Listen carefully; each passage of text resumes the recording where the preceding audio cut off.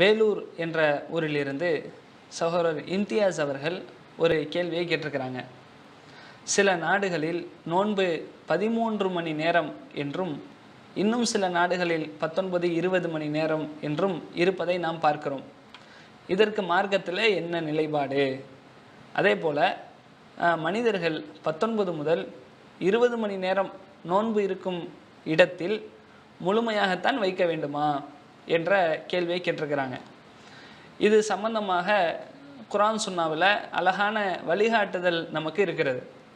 அவங்க என்ன கேட்குறாங்க என்று சொன்னால், ஒரு மனிதன் 24 மணி நேரம் கொண்ட ஒரு நாளில் வாழ்ந்து கொண்டு இருக்கிறான்.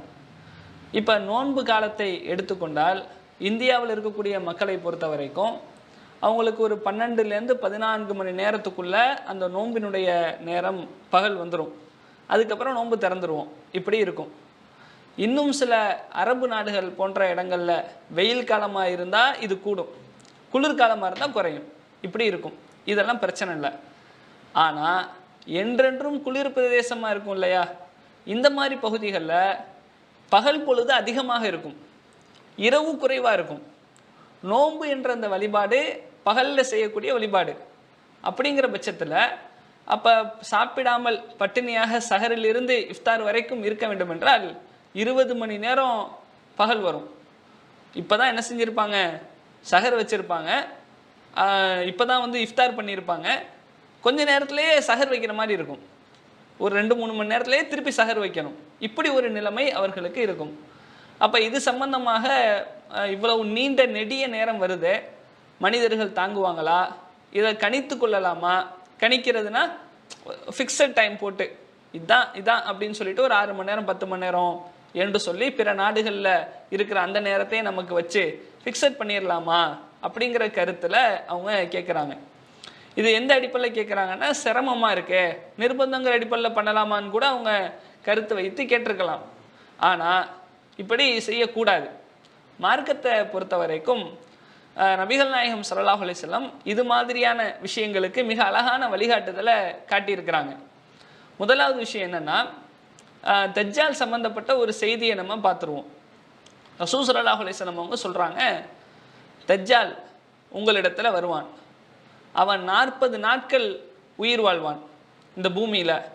ஒரு நாள் ஒரு வருடத்தை போன்று இருக்கும், இன்னொரு நாள் ஒரு மாதத்தை போன்று இருக்கும், இன்னொரு நாள் ஒரு வாரத்தை போன்றும், மற்ற ஏனைய நாட்கள் சாதாரண நீங்கள் இருக்கக்கூடிய நாட்களை போன்ற நாட்களாக இருக்கும் அப்படிங்கிறாங்க.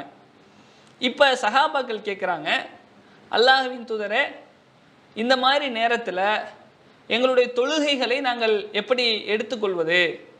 தொழுகையை ஒரு மாதம் ஒரு நாள் ஒரு மாதம் மாதிரி இருக்குன்னு சொன்னால், அப்போ 30 நாளுக்கு உண்டான தொழுகை இருக்கு இல்லையா, 30 நாளுக்கு 5 வக்தா கணக்கு பண்ணால் 150 வக்து வரும்ல.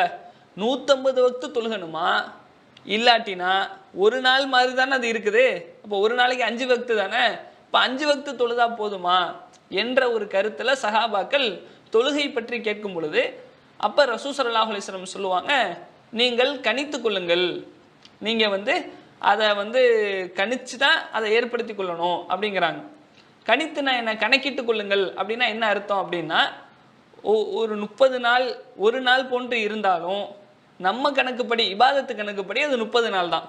30 நாளைக்கு எத்தனை தொழுகையோ எத்தனை வக்தோ அத்தனை தான் என்பதாக நீங்கள் கணக்கிட்டு கொள்ளுங்கள், அதை குறைக்க முடியாது என்று அல்லாஹ்வின் தூதர் அவங்க விளக்கம் கொடுக்குறாங்க. இந்த நிலை இப்பொழுதும் கூட பல நாடுகளில் இருக்கிறது. துருவ பிரதேசங்கள் என்று நம்ம சொல்கிறோம் இல்லையா, அந்த பகுதியில எல்லாம் பார்த்தா, இப்போ நார்வே போன்ற பகுதிகளில் எல்லாம் பார்த்தால் 6 மாதம் பகல் இருக்கும், 6 மாதம் இரவு இருக்கும். ஒரு வருஷத்தில் ஒரு பகல் ஒரு இரவு என்பது ஒரு நாள் அப்படிங்கிற கணக்கில் நம்ம பார்த்தோமையானால் ஒரு வருடமே அவங்களுக்கு ஒரு நாள் கணக்கில் தான் வரும். அப்போ அவங்க 5 வக்து தொழுகணுமா, அல்லது 365 நாளுக்கு உண்டான எத்தனை வக்து வருதோ அதை தொழுகணுமா? இப்படி நம்ம யோசித்து பார்த்தால் 365 நாளைக்கு என்னவோ அதைத்தான் அவங்க தொழுகணும். இதை நம்ம சொல்லுவோம். ஏன் சொல்லுகிறோம்? ரசூலுல்லாஹ் வழிகாட்டுதல் சொல்லிட்டாங்க, கணக்கிட்டு கொள்ளுங்கள், அதுக்கு தகுந்த மாதிரி செஞ்சுக்கங்க, ஒரு நாளைக்கு என்னவோ அதை பார்த்து கொள்ளுங்கள் என்று சொல்லிவிட்டதனால் நாம் இந்த மாதிரியான புரிதலை செய்வோம். இதே விஷயத்தை நோன்புக்கு பொருத்தி பார்த்தால் கணக்கிட்டு கொள்ளலாமா என்றால், இதை நம்ம எப்படி புரிஞ்சு கொள்ளணும் என்று சொன்னால், இந்த கேள்வியில், அதாவது 24 மணி நேரம் கொண்ட ஒரு நாள் அடிப்படையில் தான் இந்த கேள்வி கேட்குறாங்க. அதாவது 20 மணி நேரம் பகலாக இருக்கிறது, 4 மணி நேரம் இரவாக இருக்கிறது, இந்த மாதிரி சூழ்நிலையில் நாங்கள் நோன்பு எப்படி வைக்கிறது என்று கேட்கும் பொழுது நம்ம என்ன பார்க்கிறோம் என்று சொன்னால், மொத்த 24 மணி நேரத்துக்குள்ளே இரவும் வந்துடுது, பகலும் வந்துடுது. அப்படிங்கிற பட்சத்தில் முழுசாக இருந்துச்சுன்னா நம்ம கணக்கிட்டு கொள்ள முடியும். ஆனால் மொத்த 24 மணி நேரத்துக்குள்ளேயே இந்த இரவு பகல் வந்து விடுகின்ற காரணத்தினால் அது ஒரு நாள் கணக்கு தான். ஒரு நாளைக்குள்ள அந்த இரவும் பகல் வந்துடும் இல்லையா, அது வந்துருச்சு. அப்போ நம்ம அந்த பகல் நீளமாக இருக்கிறது என்று சொன்னால், நீளமாக இருந்தாலும் அதை வைத்து தான் ஆக வேண்டும். அதுதான் நோம்பினுடைய சட்டம். எப்போ சிரமமாக இருக்குமே என்று சொன்னால், அப்படி யோசித்து பார்த்தா அது சிரமம் இல்லை. காலங்காலமாக பல நெடுங்காலமாக மக்கள் வைத்து கொண்டிருக்கிறார்கள். ஆனால் யாருமே இது மாதிரியான சிரமத்தை சந்தித்தது இல்லை என்பதை வரலாற்றில் பார்க்கிறோம். காரணம் என்னென்னா, அது ஒரு சாதாரண ஒரு விஷயந்தான். துருவ பிரதேசங்களில், இது மாதிரி குளிர் பிரதேசங்களில் இருக்கக்கூடியவங்களுக்கு பசி குறைவாக இருக்கும். மருத்துவ ரீதியாக நீங்கள் எடுத்துக்கிட்டிங்கன்னா, அந்த நமக்கு குளிர்காலத்தில் ரொம்ப பசிக்காது, வெயில் காலத்தில் நல்லா பசிக்கும், வீட்டுக்குள்ளே இருந்தாலும் பசிக்கும். அப்போ வித்தியாசம் இருக்கத்தானே செய்யுது.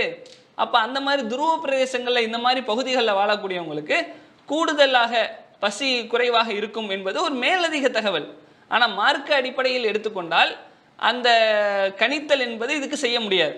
அந்த ஒரு நாள் என்பது ஒரு நாளாகவே இருக்கின்ற காரணத்தினால், அந்த ஒரு நாளுக்குள்ள நம்ம நோன்பு வைப்பது தான் சட்டம் என்பதனால, அது கூடுதல் நேரமாக இருந்தாலும் அதை நாம் கணித்து கொண்டு வைக்க முடியாது. அந்த நாளுக்குண்டான அந்த நேரத்தின் அடிப்படையில் தான் நம்ம அதை வைத்துக்கொள்ள வேண்டும் என்பதையும் நாம் புரிந்து கொள்ள வேண்டும். அஸ்ஸலாமு அலைக்கும் வரஹ்மத்துல்லாஹி வபரகாத்துஹு.